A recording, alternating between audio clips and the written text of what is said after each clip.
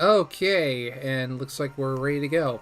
So, hi guys, welcome to Friday Nights with Film Nerd number 17, I believe this is. Sorry that I missed last week. Personal matters came up, but that's not important. But anyway, hope. Let's see. We currently have 2 viewers in the chat watching right now. That's always good. So tonight we're going to be looking at movies that have been either caught in or have escaped from development hell. Development hell basically refers to when a movie either is announced or goes into production, but then for one reason or another it just like stalls for however long. It can be months, it can be years, it can even be decades before a movie comes out, if at all. And there's a lot of reasons as to why this can happen. Either a cast member drops out, or the director gets into a fight with somebody. GJ Anime says generally forgot it was Friday. Yeah, honestly, I don't blame you. After a while, the days just kind of blend together. But yeah, so we're gonna look at some movies that were caught in development hell and just try to figure out why exactly they were like that. So let me pull up the display capture really quick. Let's see here.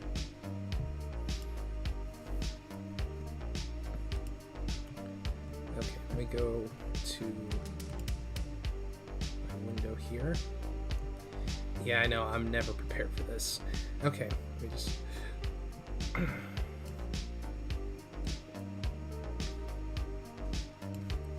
place, and let's go ahead and disable the fireplace. Okay, so I should have the article pulled up now. So this first article I found, let me actually turn on ad block to get rid of the ads. Okay, just making sure that everything is looking good. So this first article I found is on Games Radar. It's 14 movies that were stuck in development hell, from The Irishman to Chicken Run 2. And this is basically going to talk about movies that were in development hell for a long time, but have since managed to escape. So, and this kind of does a better job of explaining what exactly development hell is. So, a movie or a TV show or video game that's stuck in development hell is one that's been trapped in development for an especially long time, often moving between different crews, scripts, or studios before it progresses to production, if it ever does. This kind of scenario is particularly common when movie studios buy the rights to books, video games, or comics. It's not a situation that's unique to The Woman in the Window by any means.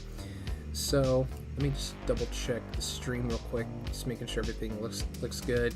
And let me know how the audio balancing is. I know it's been about a few weeks since I've done one of these, so let me know if anything looks funky at all.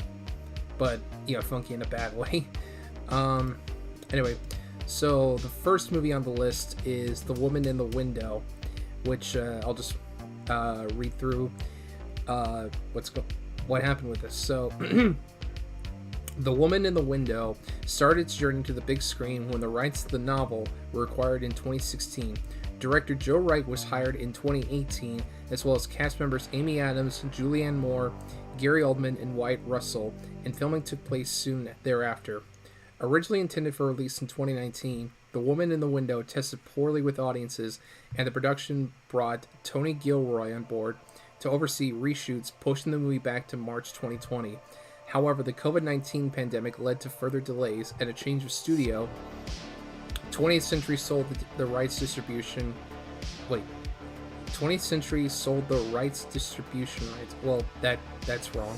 Sold the distribution rights to Netflix in August of 2020, and 9 months later, it finally arrived on our screens. And fun fact, the movie was the last to be produced under the Fox 2000 Pictures banner, the prestige studio best known for Life of Pi and The Devil Wears Prada, that has now been shuttered by Disney following its acquisition of Fox. So, yeah, to be fair, the whole COVID-19 thing isn't unique to this film. There are plenty of movies that were delayed due to the hang on. Just got to take care of something really quick. Let's see. Now. And before hang on. Why is it not? Hang on. Okay, there we go. All right. Sorry about that. There's just somebody in the chat kind of messing around, so I had to get rid of them. But anyway, back to the article. So, but yeah, there are a lot of movies that were delayed because of the COVID pandemic, and that's another thing that can delay. Another thing that can delay a lot of movies is just reshoots, because oftentimes, like, the studio will be unhappy with how the finished product turns out, or in the case of this movie, it'll test poorly with test audiences, so they decide to go back and try to fix it. But I can't really speak to the quality of the film because I've never seen it, and this is honestly the first time I've ever heard of it. So let's move on. Next, we've got Chaos Walking with Spider-Man and Rey, the best Star Wars character. Let's take some of my water. All right. The rights to the Chaos Walking books were first purchased back in 2011. Charlie Kaufman, yes, really. Charlie Kaufman, FYI, is the guy who made adaptation, and I believe being John Malkovich, was hired to write a first draft of the script the following year. But the screenplay was reworked a total of 6 times by different people after that. Doug Liman was announced as director in 2016, and 2 months later, Daisy Ridley and Tom Holland were announced as the movie's leads. So this is like right when the two of them were starting to get really big, because by 2016, Daisy Ridley had already been in The Force Awakens, and Tom Holland was just being introduced as Spider-Man in the MCU. Reshoots were called after lukewarm test screenings in 2018, but Ridley and Holland were busy with their respective Star Wars and Spider-Man commitments, which resulted in further delays. Chaos Walking, which was originally envisioned as a trilogy, but the ending was reworked to add some conclusion, eventually came out in 2021 to negative reviews. And if memory serves, I think the movie also was a flop at the box office, so yeah, any plans for a trilogy have since gone out the window. But yeah, that's just insane to me that this movie took like 10 years to come out, and when it finally did, it just got shat on because I guess it just wasn't a good movie. Again, I can't really speak to its quality because I never saw it, and I honestly have like very little interest in actually seeing it. So, let's see. GG Anime says, I would unironically watch Chaos Walking if it ever comes out. It actually has come out, believe it or not. Like I said, this article is about movies that have since escaped development hell, so I'm pretty sure Chaos Walking is available. And now we move on to Chicken Run 2, which apparently is actually going to be a thing, which I had no idea. Because, like, I remember when Chicken Run came out, it was a movie I actually watched a lot when I was a kid. So to hear that they're doing a sequel is kind of crazy. But anyway, there's been a Chicken Run sequel on the cards since the original movie was released in 2000. But it's taken a long time to come to fruition. Yeah, no shit. Things were delayed after studio Aardman Animation's partnership with DreamWorks ended in 2006, but a sequel to the hit stop-motion movie was confirmed in 2018 after years of lying dormant when Aardman teamed up with Studio Canal and Pathé. Wait, hit stop-motion? Was it really a hit? Hang on, I just gotta look this up really quick, because I don't know if the movie actually was a hit or not, because, I mean, I remember when it came out, and people kind of talked about it, but I don't know if it was really a hit. Let's see. Oh wow. Okay, we pulled my display capture. Wow, I had no idea. So it had a budget of $45 million, and worldwide it grossed over $200 million. Damn, I didn't realize it was that big of a hit. Well, shit. Guess you learn something new every day. Anyway, Netflix acquired the rights in 2020, and production is set to start in 2021, but minus original voice cast members Mel Gibson and Julia Sawalha. I probably butchered that. The original movie's writers are returning, though, and the sequel will be helmed by Flushed Away director Sam Fell. It will follow the offspring of Rocky, Gibson, and Ginger Sawalha, the two main characters in the original movie. Okay, so it's going to be a sequel, but it won't focus on the original characters. It'll be like their kids. I mean, it's been like years since I've seen Chicken Run 2. I mean, not Chicken Run 2. Chicken Run. But I remember liking it as a kid, and I mean, I don't know. More often than not, sequels to movies made years after the fact tend not to be very good. But I mean, Ghostbusters Afterlife was good, so who knows? Maybe this new one won't be so bad. And then we move on to Alita Battle Angel. This one I actually did see in the theater. I don't really know too much about the manga that it's based on, but I just remember when I first saw the trailer and I just saw this. The weird, like, realistic looking woman with like the big anime eyes. Like, it just looked creepy.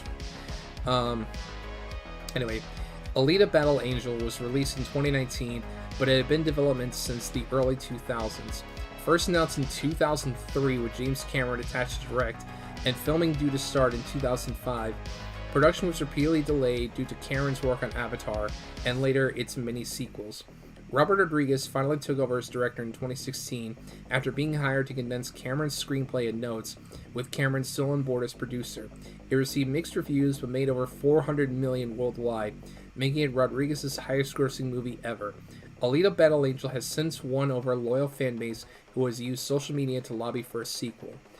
I mean, I don't know. The movie was okay. Like, it wasn't nearly as bad as I thought it was going to be going in. I mean, I'm not familiar with the original manga, so I don't know how good of an adaptation it is. I just thought the movie was just kind of okay. So, I mean, I guess I wouldn't mind seeing a sequel, but I don't know. I'm not holding my breath anytime soon for one. Anyway, let's move on. And now we got probably one of the most famous movies to be in development hell, Deadpool. Just checking the chat really quick. Okay. Let's see. So Deadpool. First announced in 2000, with Ryan Reynolds attached to the project since 2004, Deadpool didn't hit the big screen until 2016. 20th Century Fox expressed interest in making the movie in 2005, but nothing came to fruition. A Deadpool spin-up was next considered after X-Men Origins Wolverine was released in 2009, but the producers wanted to reboot the character, so the idea was ultimately scrapped, which was honestly for the best, because the version of Deadpool they had in X-Men Origins Wolverine was pretty bad. I mean, there's not really much I can say about it that hasn't already been said. Goodly Draw says, the huge anime eyes are horrifying. It's so generic looking. I had no idea it was an adaptation. I was sure it was a table of business execs going, this anime shit is hip with the kids, right? You know what? Honestly, I wouldn't be surprised if that was the case, Goodly. Anyway, screenwriters of the film were hired in 2010, with director Tim Miller coming on board in 2011. However, following Reynolds' disastrous Green Lantern movie that came out later that year, plus reservations about Deadpool's R rating, the studio got cold feet and canceled the project. Miller was, though, given enough money to produce some test footage, which Fox was not impressed by. That is, until that footage leaked to the public in 2014. The response was huge, and Deadpool was given a 2016 release, with filming finally taking place in 2015. Yeah.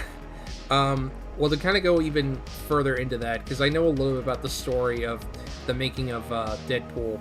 I think the big factor in why the movie took so long to come out was... oh, and I just noticed something. There we go. There was this producer at Fox named Tom Rothman, who apparently was not a fan of these kind of like genre films, like sci-fi and superhero movies. Like, he was the one who actually wanted Deadpool to be silent in X-Men Origins Wolverine, and like, he's the guy who wanted Brett Ratner to direct X-Men 3: The Last Stand, and I think he even wanted Deadpool originally to be PG-13. But it's just kind of funny how, like, they filmed the test footage and the studio was like, nah, we're gonna pass, and then it leaks onto the internet, people see it, make a huge fuss over it, and they're like, okay, never mind, let's make this. Yeah.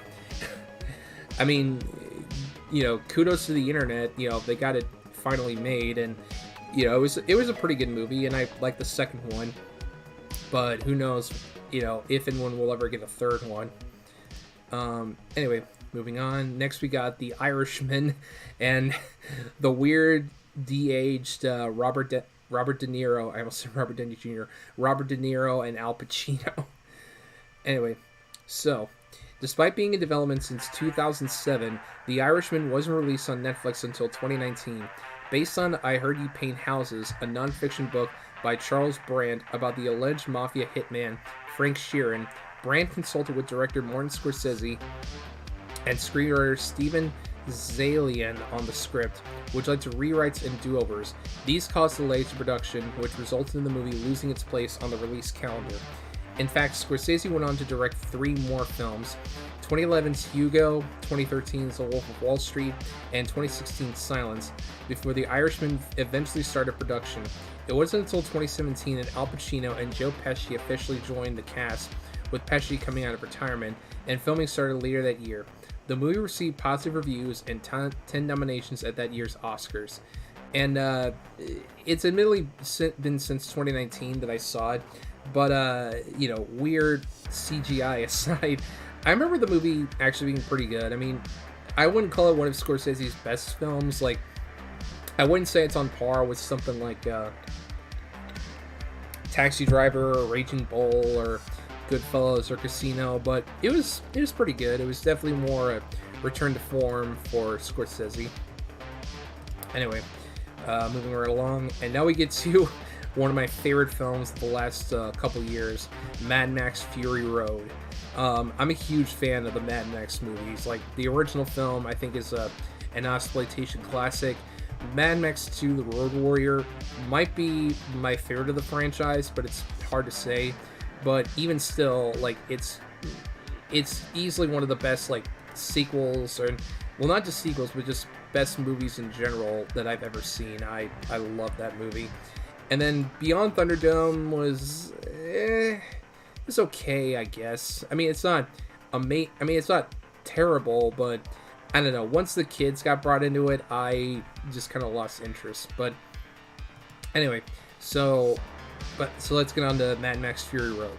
Director George Miller had the idea for Fury Road back in 1999, and the movie was set to shoot in 2001, but production was delayed after 9/11. Yikes. 2 years later, Miller was given the green light to film in Australia in 2003, but one of the planned locations was ruined by rainfall, which meant, you guessed it, more delays. The movie then went on hiatus while Miller worked on 2006's Happy Feet. Talk about a change of pace. Yeah, that's one of the things I find funniest about George Miller, is he went from making, you know, a pretty violent, like, post-apocalyptic action film to doing a kids movie like Happy Feet, and Happy Feet 2.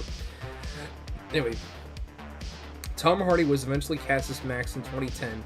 Filming began in 2012, and Mad Max Fury Road was finally released in 2015. It made a box office loss of between 20 and 40 million, but it was critically acclaimed and was the highest scoring movie of the year on Rotten Tomatoes. And it was actually nominated for several Oscars, if memory serves, but most of them were like technical awards, though funny enough, it was actually nominated for Best Picture, and I honestly would have loved it if that movie had won the award. I mean, don't get me wrong, what was that movie? Spotlight was really good, but I would have loved it if, hang on just one second. But I just would have loved it if Fury Road had won Best Picture, but oh well. Anyway, so next we come to, okay, and yeah, this is this just reminds me of something I gotta work on, but I can talk about that later. But we got the 2021 Mortal Kombat reboot, which was, I mean, it's better than Mortal Kombat Annihilation, but I mean that's not hard. That's not a hard thing to do. But anyway, a third Mortal Kombat movie was scheduled to follow the second movie in the series, Mortal Kombat Annihilation, which was released in 1997. However, when production was finally due to start in 2005, Hurricane Katrina damaged one of the planned filming locations. Fast forward to 2010, and another pitch for a new Mortal Kombat movie was made. Filming for that project was due to start in 2012, but fell through due to budget constraints. A whole decade after the first planned shoot, the movie in its current form began to take shape in 2015 when James Wan signed on as producer. Director Simon McCoy, I'm probably butchering that, came on board in 2016, and the movie finally hit our screens this year to mixed reviews. Which, yeah, that's fair. I mean, GG Anime says, I vaguely remember watching Happy Feet 2 in theaters with my brother and sister. We all fell asleep during the movie. Yeah, that's fair. I can see that. But yeah, the newer Mortal Kombat movie was alright. I mean, it was certainly violent and bloody, but I don't know, I just couldn't get into the movie, especially with Cole, I think was his name, the really generic as hell lead. Like, I don't know, I mean, I'm curious to see what they'll do with the sequel, but I don't know, the first one just, I don't know, it really says something when the 1995 Mortal Kombat movie is more entertaining than your current reboot. But anyway, and this is for all the artists out there, Sonic the Hedgehog.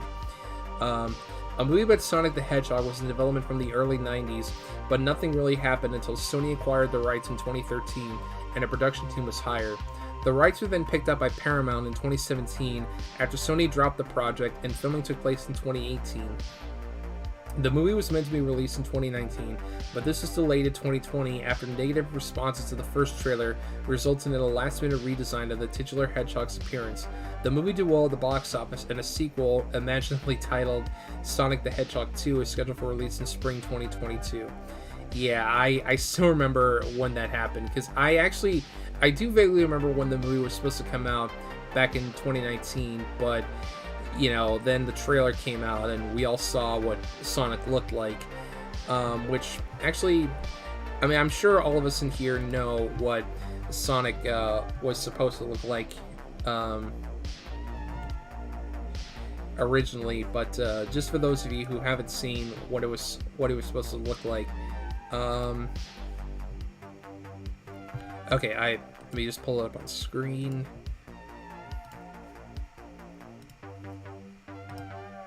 Yeah, that's what we were originally supposed to get, this creepy looking thing, which, you know, thank God the internet complained as hard as they did about the design, because I mean, the movie itself was just kind of, again, it was just decent, but I feel like the movie would have been a lot worse if we were stuck with this.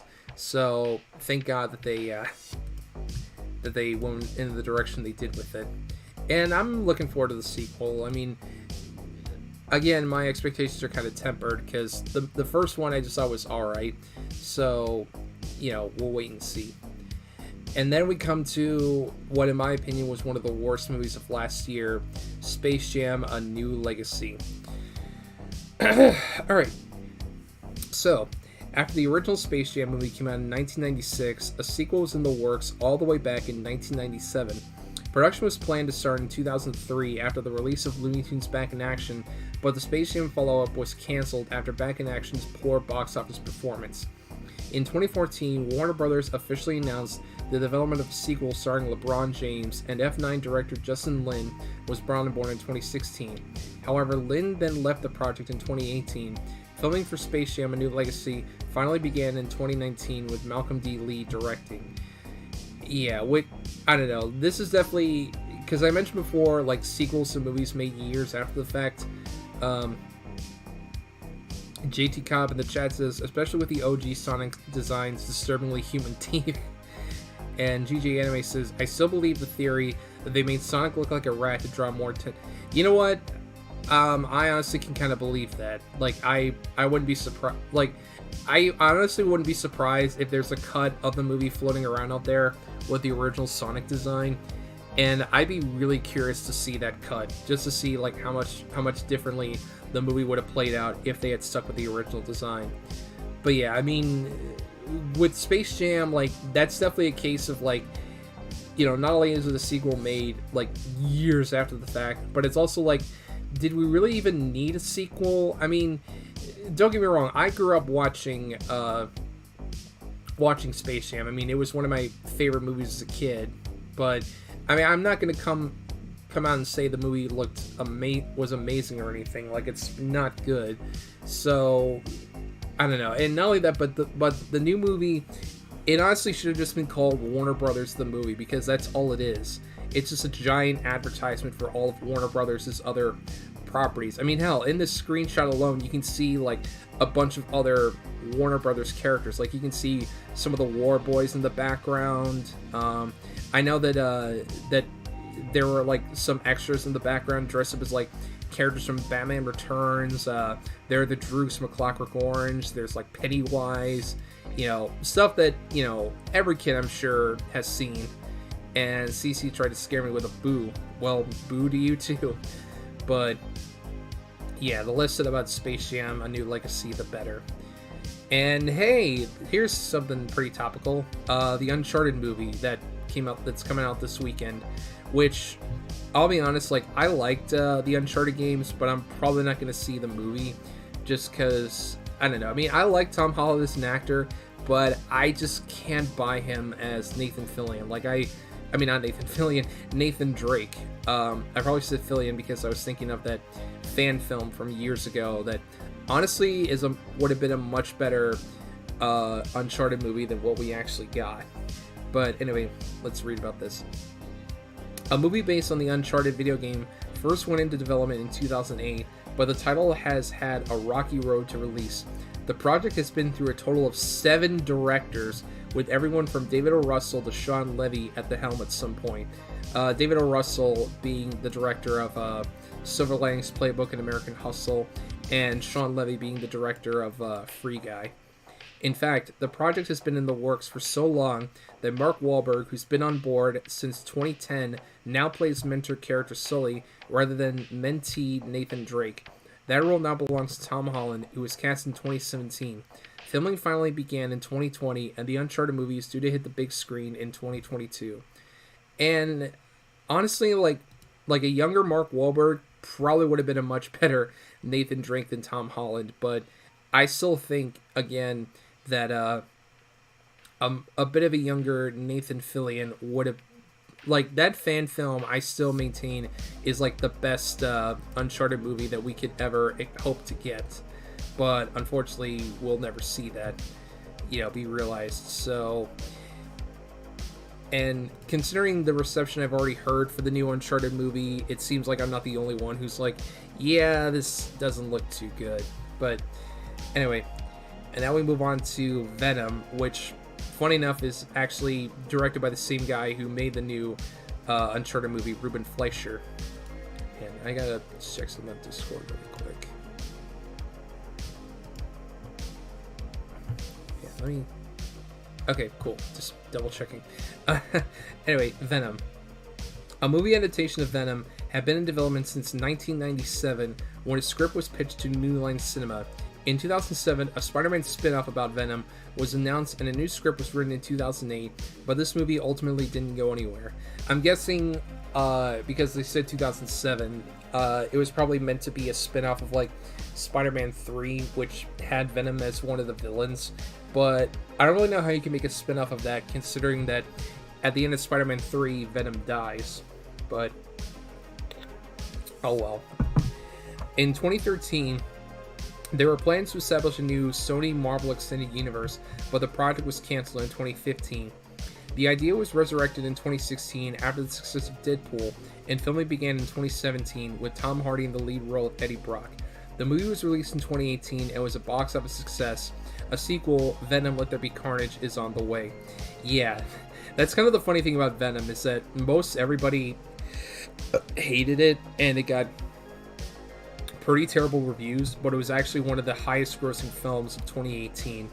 And I think a large part of that is just due to the character's appeal. Like, even if you're not a comic book fan, you know who Venom is. Like, you'll see guys walking around wearing the black Venom emblem t-shirts, like, the same guys who wear like the Punisher skull, even though they've probably never read a Punisher comic.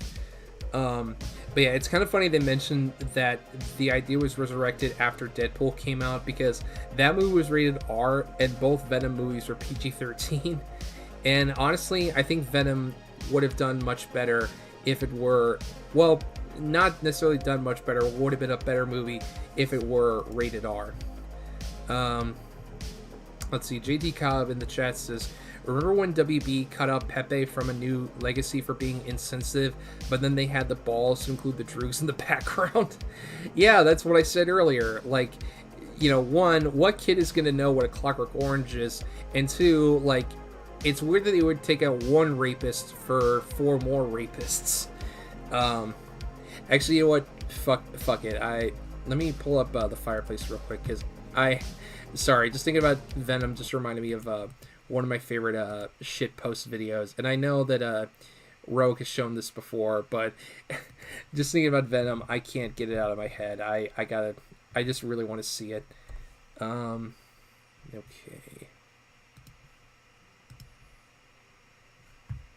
Okay, let me just, oh, shit. Alright, let me just pull up on screen. No, wait, not that one. Give me a sec. Sorry, I just really gotta see this video, because I love it. It's one of my favorites.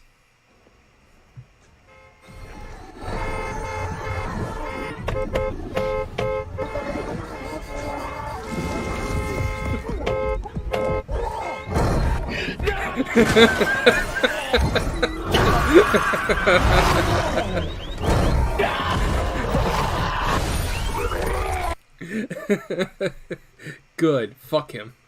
Hang on. Let me get the music back. Actually, where's the? There we go. I'm definitely with Rogue. I still think that would have made that movie so much better. Because I mean, the movie itself wasn't terrible. It was just kind of blech. But that would have made it a lot funnier, or at least like more enjoyable. But anyway, back to the article. And now we move on to the Avatar sequels, which, those are taking a while to get. Anyway, so after Avatar was released in 2009, 2 follow-up movies were first announced in 2010, with the first sequel planned to release in 2014. Avatar 2's release has now been through 8 delays, with the current release date scheduled for December 16th, 2022. A major cause of these setbacks was the need to develop new technology in order to film performance capture scenes underwater, something that has never been done before.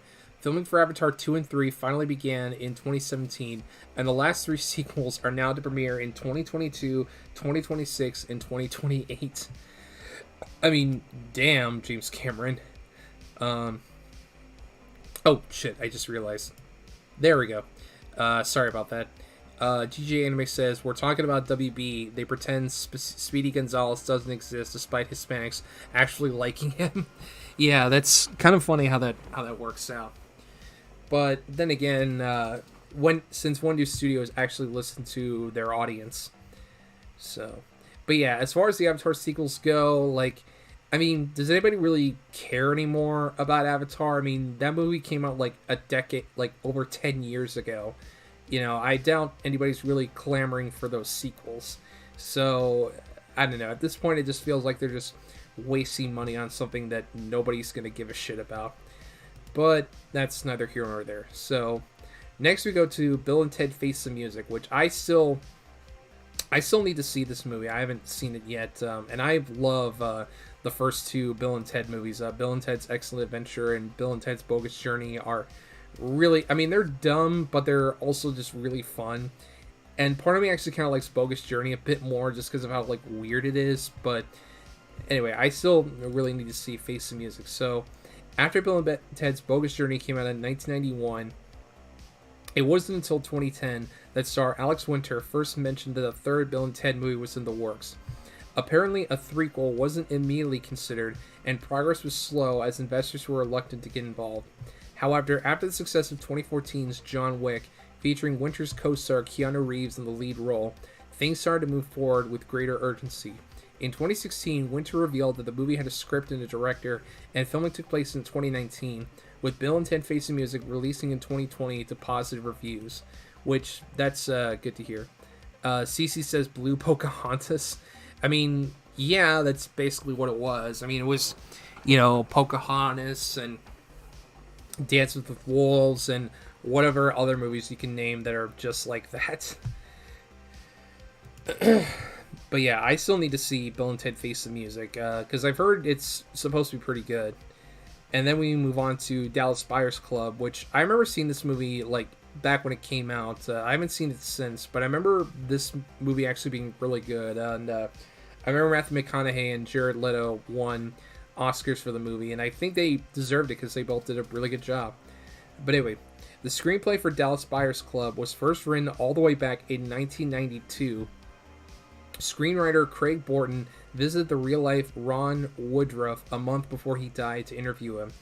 Borton wrote 10 different scripts throughout the 90s, and the script went through several different directors, including Dennis Hopper and Craig Gillespie, unable to secure financial backing.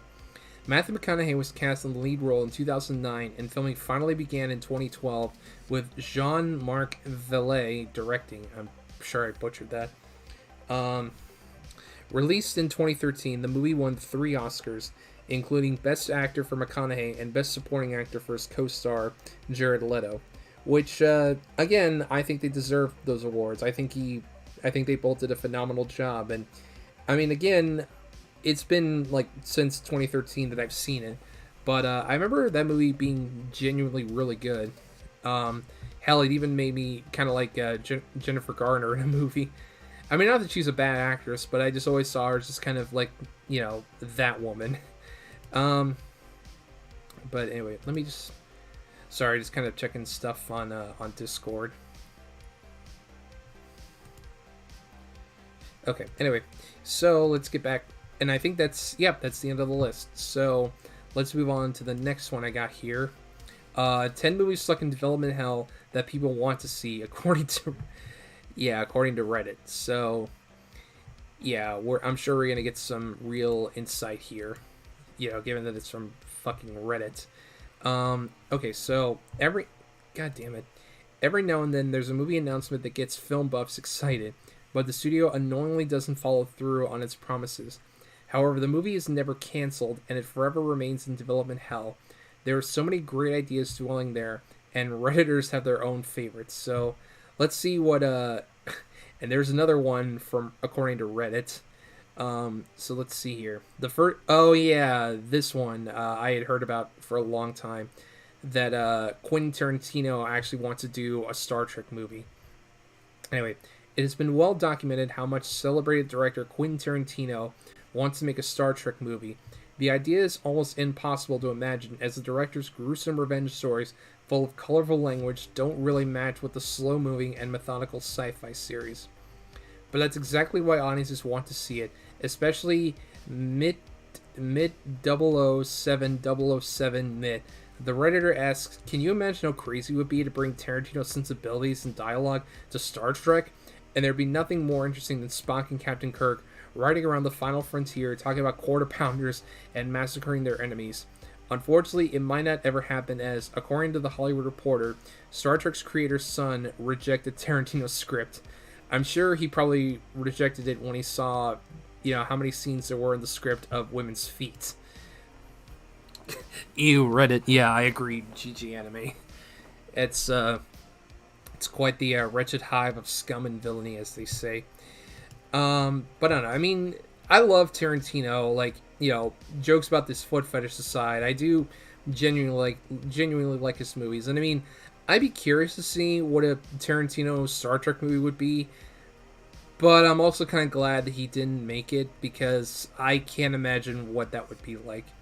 So let's move on. Next up, we've got Conan the King, which I believe was supposed to be the third installment of the Conan series with Arnold Schwarzenegger after Conan the Destroyer.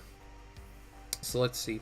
A startling statement is still holding out hope that Conan the King will someday see the light of day. The writer notes that Arnold at one time was attached, referring to Schwarzenegger, who played the titular character in Conan the Barbarian and its sequel Conan the Destroyer.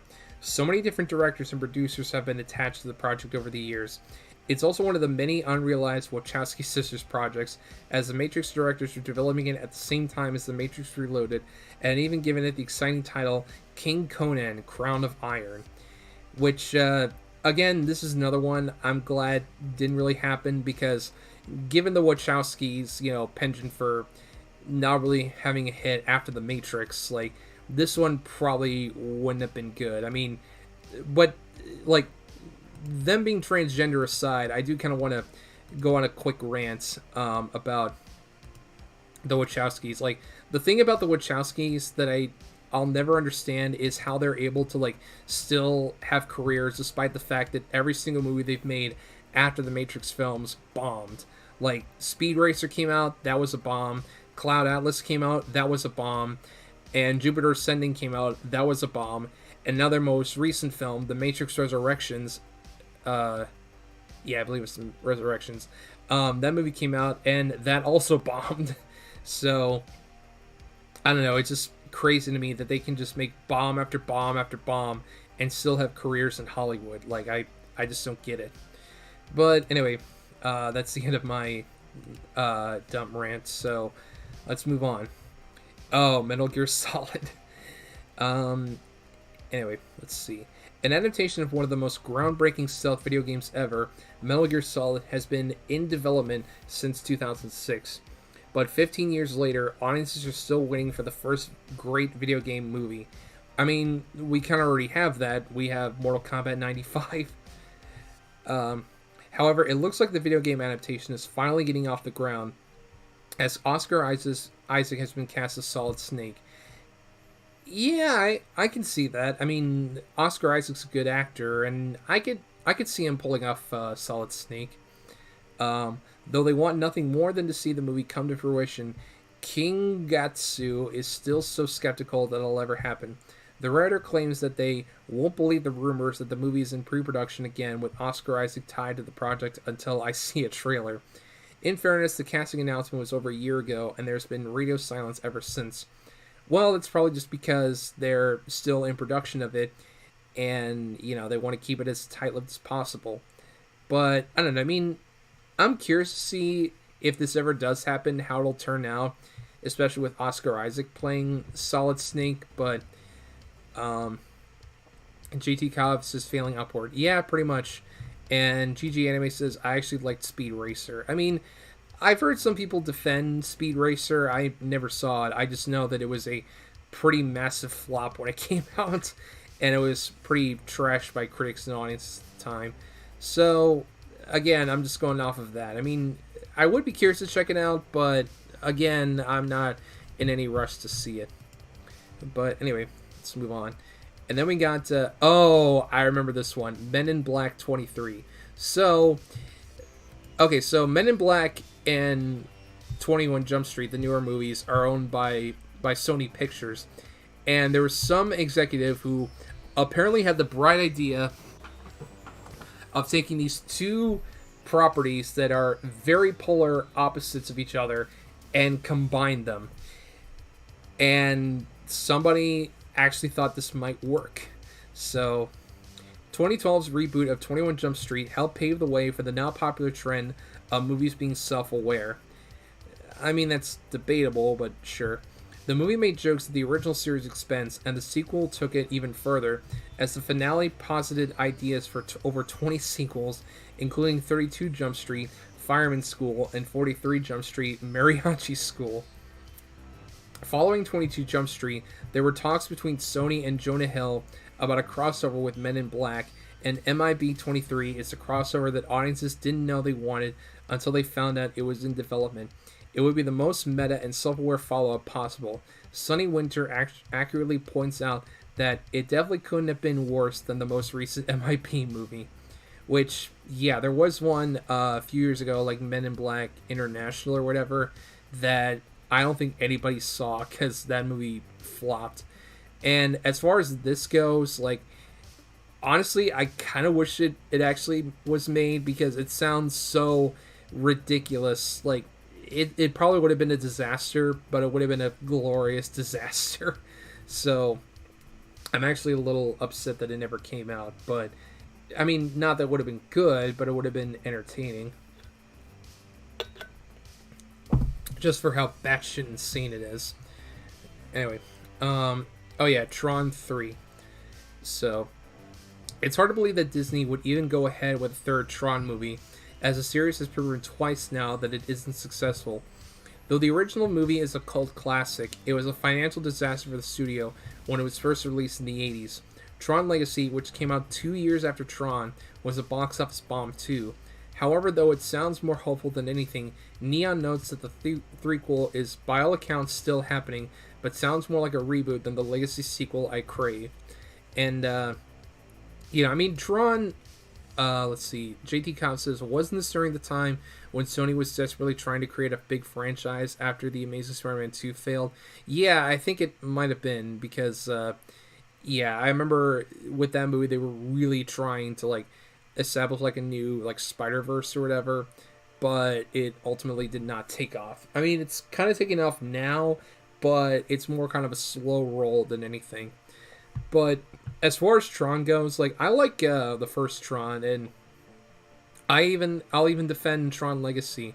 I mean, I've heard that apparently Disney has formally announced that there are no plans to do a Tron 3.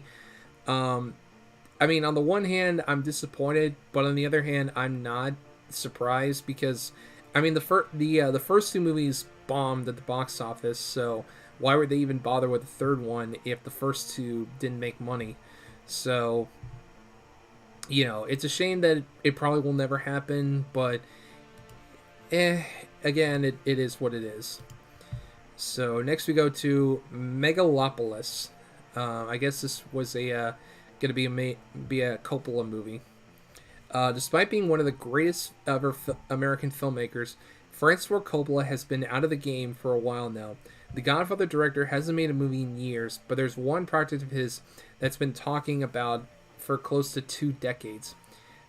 Spill Your Beans, great name, wants to see Coppola's 9/11 film that's supposedly 4 hours. I'm just morbidly curious. That movie is Megalopolis.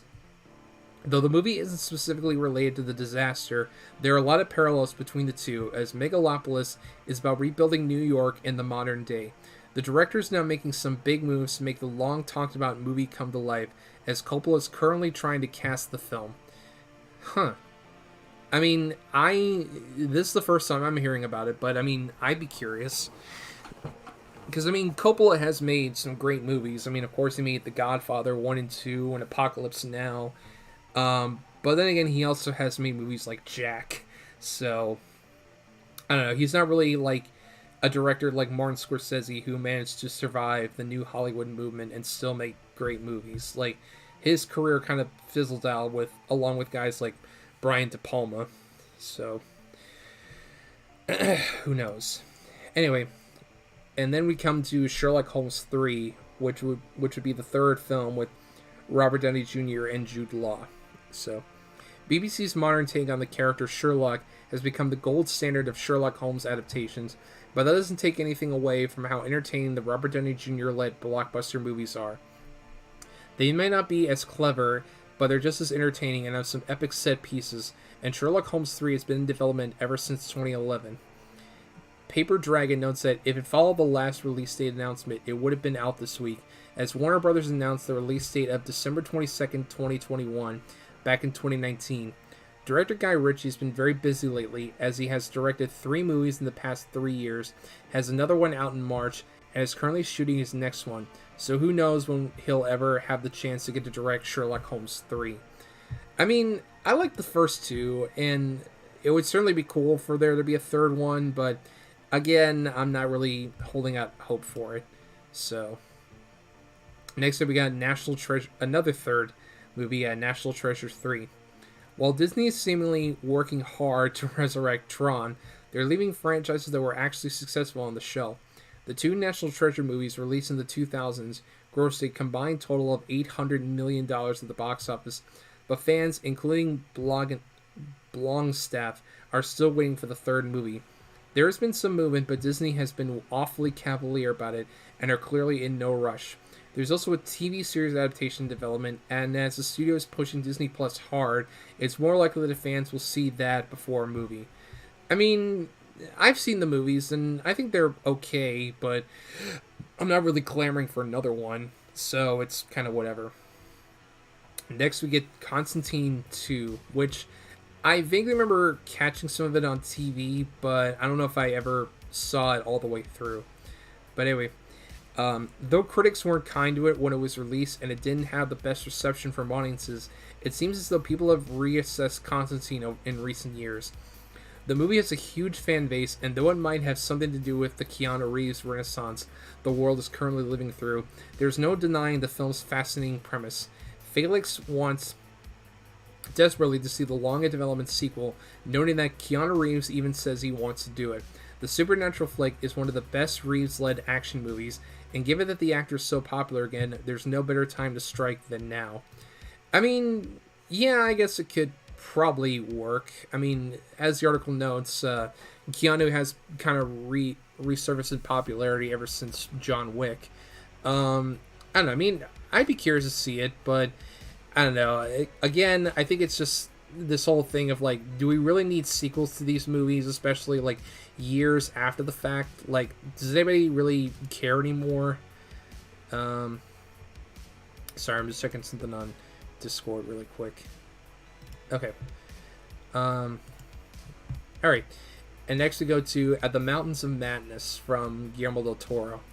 At the Mountains of Madness is a 1930s novella, but despite its age, it's still a hot property to many filmmakers and even actors in Hollywood. The movie adaptation has been in development for years, and writer-director Guillermo del Toro wrote a screenplay for it as far back as 2006. Is the two guy notes that he wants to see Del Toro's movie, or failing that, Tom Cruise is At the Mountains of Madness. I just want H.P. Lovecraft give him the dues he deserves on the big screen. At one point, according to Salon, the Mission Impossible actor was even attached to star, but as fascinating as a sci-fi adventure movie sounds, it seems unlikely that it'll ever enter production. I mean, I actually kind of, I mean, I don't know, like, to see, like, the guy saying H.P. Lovecraft give him the dues he deserves, I guess maybe he's not a fan of, like, Reanimator and From Beyond, or, Castle Freak, or any of the, Charles Band produced, H.P. Lovecraft adaptations. Or I guess he must have also forgotten about 2019's The Color Out of Space, which, despite what's come out about the director, Richard Stanley, I still maintain that's a great movie. I mean, I don't know. I would love to see Del Toro do like a Lovecraft movie, especially after how well Nightmare Alley turned out. But yeah, who knows? And I mean, I don't know. On the one hand, it'd be kind of easy to shit on Tom Cruise for starring in it, but I mean, Bradley Cooper did a pretty good job in Nightmare Alley, so who knows? And that's the end of that article. And I've got one more article here that I found on 5 strange, great, and plain awful movies stuck in development hell. Let me just turn on ad block really quick to kind of get rid of the pesky ads. Cece says, it better have a cat named... Yeah, sure. I mean, thank you for censoring that word. Even though I've only got a little over 100 subscribers, I didn't want to get deplatformed, so thank you for that. Alright, I think this article might go into some movies that we've already talked about, so I'm just gonna I might just kind of skip through this one. But, okay, the first movie we got is Food Fight. Oh boy, Food Fight. Okay, so in the wake of Pixar's smash hits Toy Story 1 and 2, movie studios everywhere were looking for a new idle inanimate thing to come to life in animation. The obvious choice, and choice that would almost surely pay for itself with product placements, food. Some big name brands got involved, like Mr. Clean, Charlie Tuna, and Mrs. Buttersworth, to name a few, without countless more appearing as cameos. It even got very big name actors involved. Before the days of making himself an internet meme, Charlie Sheen was winning a role in Food Fight. The story of it falling apart is fascinating and has even been chalked up to industrial espionage. The belief is a rival studio may have deliberately leaked it in such an attempt to cause the studio to collapse or have the many products that had signed up for the film pull out. The film was initially scheduled for a December 2003 release, but never made it for a theatrical release. When it was released in 2012, it racked up a reputation as one of the worst films ever made, and it deserves it. Yeah, because, the movie was supposed to come out in 2003, but then sometime around then, let's see, JT Cobb says, poor Del Toro, so many unmade projects from his Frankenstein to The Hobbit to Hellboy 3. At least we'll get Pinocchio this year. Yeah, I'm curious about that. Because I almost thought you were referring to like a live action Pinocchio from Disney, but which I think is in production, but I think that's being made by Robert Zemeckis, not Del Toro. But yeah, I agree. I'm still upset we never got a Hellboy 3. Instead, we got that 2019 reboot that we don't talk about. Sorry, Siri popped up for me. Okay, sorry. I just noticed that the audio channel for the music wasn't going, and I was like, well, what's happening? But it's not a big deal. But yeah, going back to Food Fight, yeah, supposedly in like 2004, all the files, like the animation and whatnot, was like stolen, so they had to redo the whole movie from scratch. But yeah, the movie itself is, I mean, I've only seen clips of it, but it's pretty nightmare fuel. And we've already talked about Fury Road, so we'll skip that. And here we come to The Dark Tower. Yeah, one of 2 Stephen King movies released in 2017. So, Stephen King's magnum opus series, spanning several thousand pages and encapsulating almost every novel he's ever written, is a notorious entry. The Dark Tower encompasses 8 books and 1 short story. It took 22 years to complete the saga, with another entry on the 30th anniversary of the first book. First talks of a film or TV adaptation began in 2007, with murmurs of studios circling to buy the rights and adapt. For a while, it was going to be a Game of Thrones style multi-season epic on HBO. Then it was going to be a Marvel Cinematic Universe style long-form storytelling cinematic experience. Then it just became a very bad movie. It is astonishing to me that a movie starring the talents of Idris Elba and Matthew McConaughey could be so dull and rushed. Turning an 8-book arc into a quick 95-minute movie is akin to making an adaptation of the Old Testament and New Testament into a 10-minute YouTube video. Yeah, I remember when this movie came out, and there was a lot of buzz surrounding it because of how popular the books are, which I never read the books, but yeah, then I heard the movie was terrible. And it's funny again that we had 2 Stephen King movies in 2017, One was this, and the other was It, and it turned out to be a much better movie. Um, Next we come to A Took. I don't know what this one is, so let's read on.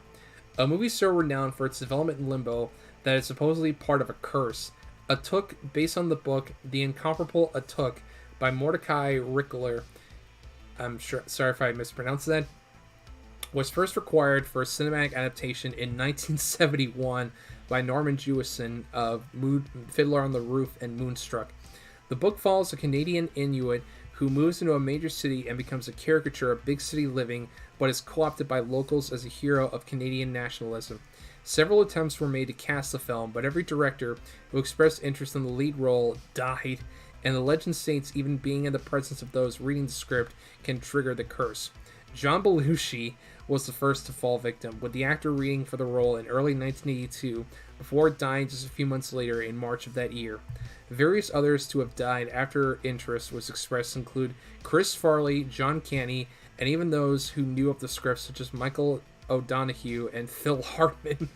The film even started filming at one point, but fell apart within 8 days after some classic Hollywood creative differences. It's possible it could one day enter production again and finish production, but maybe the legend is better than it becoming a reality. Wow, I gotta admit this is the first time I've ever heard about this. I'm definitely curious now. I kind of want to read some more about this, but maybe another time. Let's see. Next we got Superman Flyby. Okay.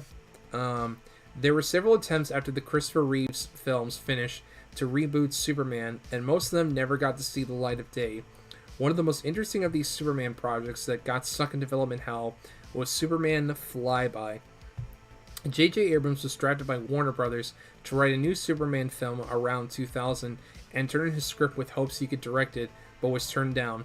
The film's history was troubled, with directors jumping on and off over a 4-year period. Mick G was twice attached to direct the J.J. Abrams script, but fell out twice, and Brett Ratner of X-Men 3 too was set to helm the film. The film had enough problems attempting to cast a Superman actor, with many dropping out due to a fear of being typecast and locked into a multi-picture deal.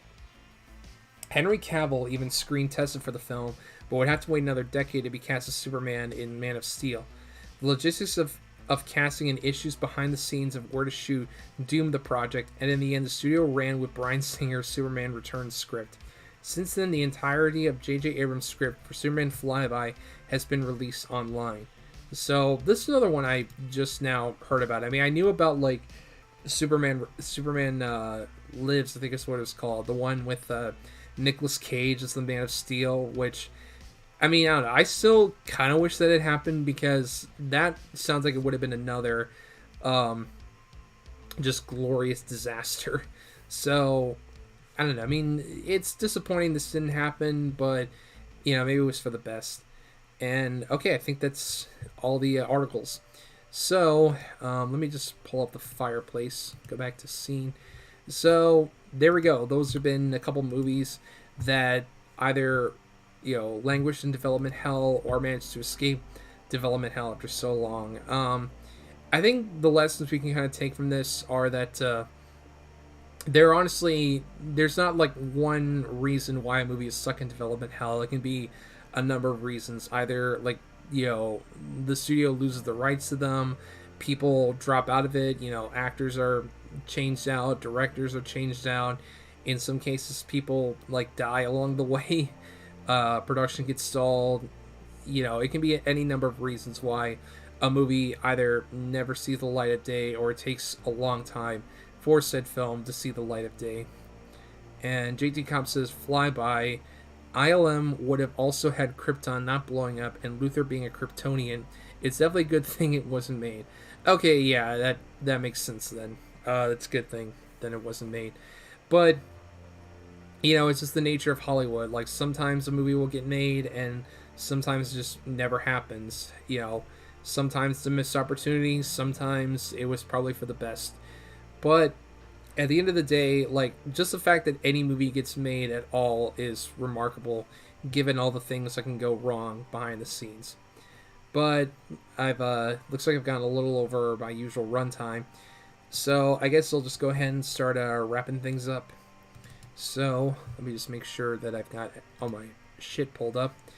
Let me actually cue up the music for the end. Just 1 second.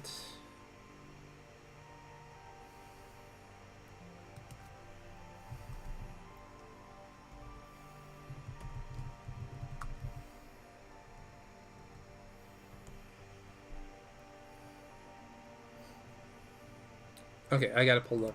So let's go ahead and promote my stuff. So, of course, I've got the website film-nerd.com with all of my movie reviews that I've been posting since 2018, coming up pretty soon on the 4-year anniversary, which is still crazy to me that it's been that long. But yeah, the most recent review I've got is for Full Moon Fridays, the H.P. Lovecraft adaptation of The Lurking Fear. And then I also recently did a review for Jackass Forever, which is one of the funniest movies I've seen in a while. And then the last Trauma Tuesdays I did was on the movie Frightmare.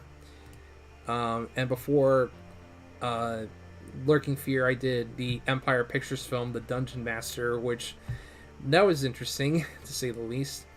And then I did, for one of my patrons, I did the movie Full Metal Jacket, which is a classic film, of course. And then my last Godzilla review was for Godzilla vs. Hedorah, which the next one will be coming pretty soon, so don't worry about it. Then I've also got a Patreon, which you can go to and donate to. Of course, you don't have to, it's totally optional, but any support really helps to keep me going. And I've got some rewards set up if you guys are interested. And then I've also got a merch store, which Emily I haven't touched in a while. But this is more just kind of an experimental thing, just to kind of see if anybody would be interested. I've only got like 3 products listed so far, a couple stickers and a shirt. But if you guys are interested in some more merch, I'll definitely experiment with it a little bit and see what else I can come up with. But yeah, I think that's gonna do it for tonight's stream. We didn't really get any donations tonight, but that's fine. And I know not very many people showed up, but again, I'm totally fine with it. Like, just the fact that anybody showed up at all to listen to me ramble on and on about stuff that nobody else really cares about, like that honestly kind of makes me happy. Like, just knowing that there are people who are actually interested in hearing what I have to say. Like, I am genuinely grateful for the people who do show up and support my stuff. But yeah, I've got some more stuff coming up. I'm going to be working pretty hard this weekend to get some stuff out. Another video review, something that I've been wanting to do for my website all month, but just haven't gotten to till now. But yeah, until then, this has been Film Nerd. And I guess until then, I will see you on the next one. Take care.